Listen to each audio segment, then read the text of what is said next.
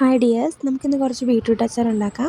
അതിനായിട്ട് ഞാനിവിടെ എടുത്തിരിക്കുന്ന അത്യാവശ്യം വലിപ്പമുള്ള 2 ബീട്രൂട്ട്, ഇഞ്ചി വെളുത്തുള്ളി അരിഞ്ഞത്, കുറച്ച് കറിവേപ്പില, കടുകും ഉലുവയും പൊടിച്ചെടുത്തത്, ആവശ്യത്തിന് ഉപ്പ്, മുളക് പൊടി, മഞ്ഞൾപ്പൊടി, കുറച്ച് പഞ്ചസാര, വിനാഗിരി. അപ്പോൾ ആദ്യമായിട്ട് പാൻ ചൂടായി വരുമ്പോൾ അതിലേക്ക് നമുക്ക് കുറച്ച് കടുക് ഉലുവയിട്ട് നന്നായിട്ട് മൂപ്പിച്ചെടുക്കാം.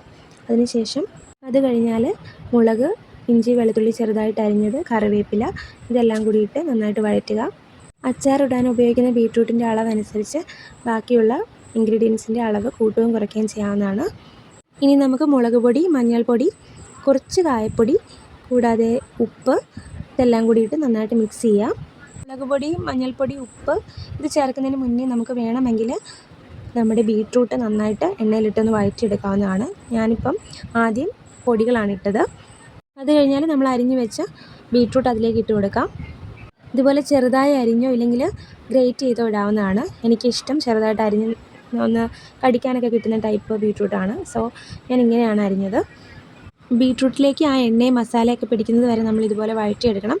ഇല്ലെങ്കിൽ കുറച്ച് നേരത്തേന് മൂടി വെച്ച് വേവിക്കാവുന്നതാണ്.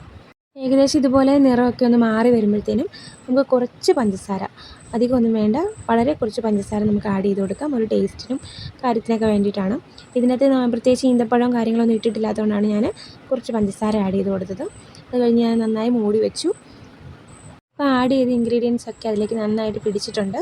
അതിനുശേഷം നമ്മൾ പൊടിച്ച് വെച്ച കടുക് ഉലുവയും അതിലേക്ക് ഇട്ട് കൊടുക്കുകയാണ്. അത് ചേർത്തൊന്ന് മിക്സ് ചെയ്ത് അതിലേക്കൊന്ന് അതിൻ്റെ ഒരു പച്ചമണമൊക്കെ ഒന്ന് മാറുമ്പോഴത്തേനും നമുക്ക് ഗ്യാസ് ഓഫ് ചെയ്യാം. അത് കഴിഞ്ഞാൽ നമ്മുടെ കയ്യിൽ നമുക്ക് ഒത്തിരി കാലത്തിന് സൂക്ഷിച്ച് വെക്കണം, അങ്ങനെയൊക്കെ ആണെങ്കിൽ കുറച്ച് വിനാഗിരി ഒഴിച്ച് കൊടുക്കാം.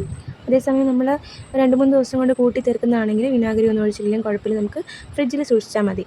അപ്പം ഞാൻ കുറച്ച്